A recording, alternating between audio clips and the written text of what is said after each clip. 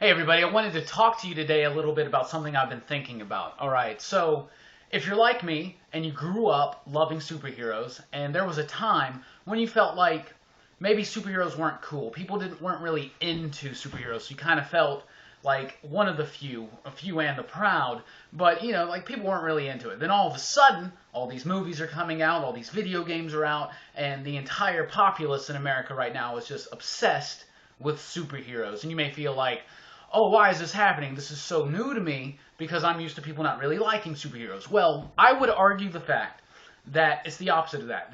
Throughout the entire span of humanity, we have always been into superheroes. And what I'm talking about is mythology. Okay, mythology, they are stories. Okay, we got the Greeks, we got the Romans. Every culture has their own mythology.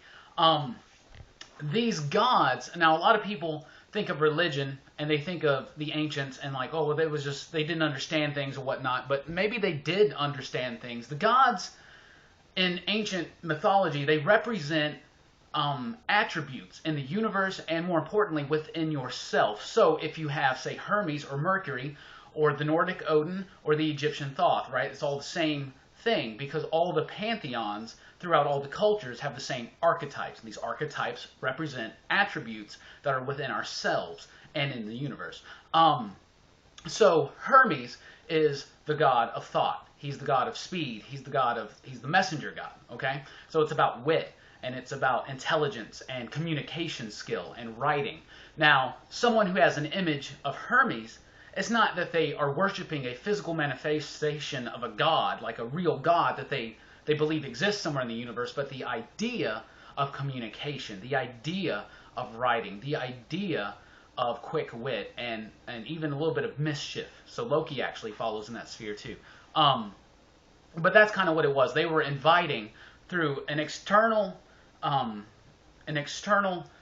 representation something internal. Okay, so that's what the gods can represent. That's what mythology is. Now, just like the gods, superheroes represent attributes that we, as people, want to access. Okay? So, any superhero, when you can think about anything, Spider-Man, even Wolverine, like any of these superheroes, they represent attributes that we wish to access within ourselves. Okay? A good way to illustrate this is actually through the Justice League, the JLA. Okay? And when I refer to the Justice League, I'm going to talk about the Big Seven. The Big Seven in my eyes. These are the seven core throughout the history of DC Comics. These are the seven that are quite essentially Justice League. All right, you got Superman. We're going to relate these to the Greek pantheon right now, okay? And Greek, Roman, Egyptian, Nordic, any culture you can think of, the archetypes are there, and you can make the correspondences. So it works on any kind of pantheon, all right? So you got Superman. He's obviously Zeus. Zeus was the sky god. Superman flies through the sky. Zeus was also the most powerful of the Greek pantheon. So obviously Superman is the most powerful. He is the benevolent ruler. He is completely centered and balanced and knows exactly what to do almost at all times. But of course he goes through trials. Now this is why humanity relates to these archetypes and these stories, is because they have the hero's journey. And it's a cycle, it's a circle where they start off, they learn with a mentor, then they go through a terrible death, and then a rebirth, and then the complete cycle ends when they achieve the end of their heroic journey and get, of course, the end of their quest, when they get the object of their quest, if you will. All right, so Superman, Zeus, that's very easy.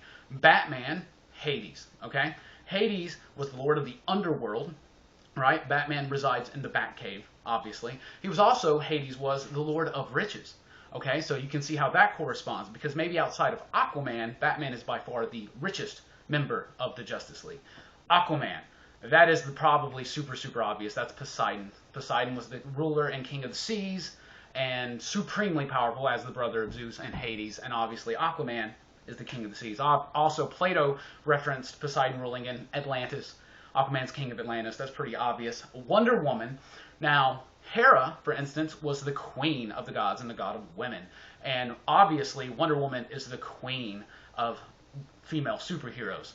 She also has a lot Wonder Woman's interesting though because she has attributes of a couple other gods too, a few other gods, but especially Ares, right, god of war, and Athena, goddess of wisdom and warfare and like strategic warfare. Okay, so then we have Green Lantern. Green Lantern can correspond to Apollo. Apollo was the god of light and truth and art. So the light within yourself, for instance, if you will, is your willpower. All right, and you use that willpower to direct it outward into the world to do what you want to do. Well, Green Lantern takes the light in his ring, which is fired and fueled by his willpower, and manifests shapes and forms into reality. So he's Apollo. Interestingly enough, Grant Morrison is the guy who really, when he did JLA in the 90s, and he used these 7, and he even intentionally put these archetypes in there.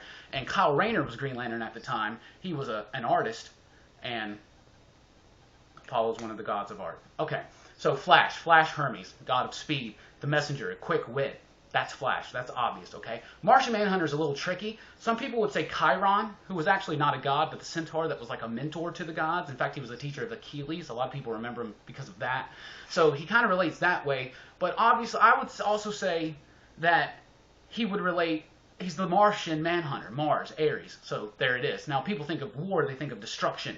The Ares was the god of war, the god of destruction. But it also is courage. It's defense. And, for instance, Martian Manhunter, being a telepath, was able to defend the Justice League's mind against mental attacks.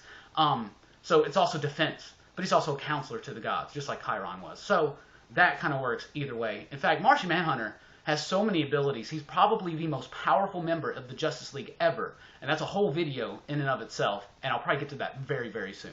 So, what I will encourage you to do now, knowing that superheroes and these archetypes are the same as pantheons in ancient cultures, and if they represented attributes within themselves externally through these gods, so if you have a statue of Superman in your house, every time you see it, you know what Superman represents ideally, and that gets placed into your brain, so act like Superman, right? If Superman's your hero, act like Superman. So what I encourage you to do is learn from our mythology, our American mythology. Learn from it. Figure out why you like the heroes that you like. Why do you like the stories that you like? Think about it. Meditate on it. Really get into it. Don't just, these are entertainment, obviously, and so can movies be, right? But like, use it for more than entertainment, right? That's what I say. So if you like Batman, find out why you like Batman. What is it about Batman that makes you love him? And how can you use that to make you a better person? Because I'm going to be honest with you, superheroes can make you a better person. And that's why they're so popular. And that's why they relate to mythology. And that's pretty much all I have to say on that subject. I got a couple books to recommend. I always think you should read more, and I would totally say that. You should read this book. It's Super Gods by Grant Morrison. Super Gods, What Masked Vigilantes, Miraculous Mutants, and a Sun God from Smallville Can Teach Us About Being Human. This is a really good book that really touches and expands on a lot of what I just talked about. Also, you should read his Justice League run, JLA. It is considered by many comic book historians and critics, including myself, as the best run of Justice League ever. You should totally read Grant Morrison's Super Gods and Justice League. So that's pretty much it. We'll be back soon with more videos. I'll probably expand on this topic a little bit more in the future, probably even going into particular superheroes and how we can learn from them. So what I'm telling you to do is go out there and enjoy your superhero fiction. But next time you're playing a superhero video game or watching a superhero movie or reading a comic book about superheroes, think about what lessons from his actions and his trials and how he gets through his trials or her trials, what can I glean and put into my life, and how can I make myself a better person by taking on some of these characteristics of my heroes, my favorite superheroes. So until then, Rockin' Robbie signing off.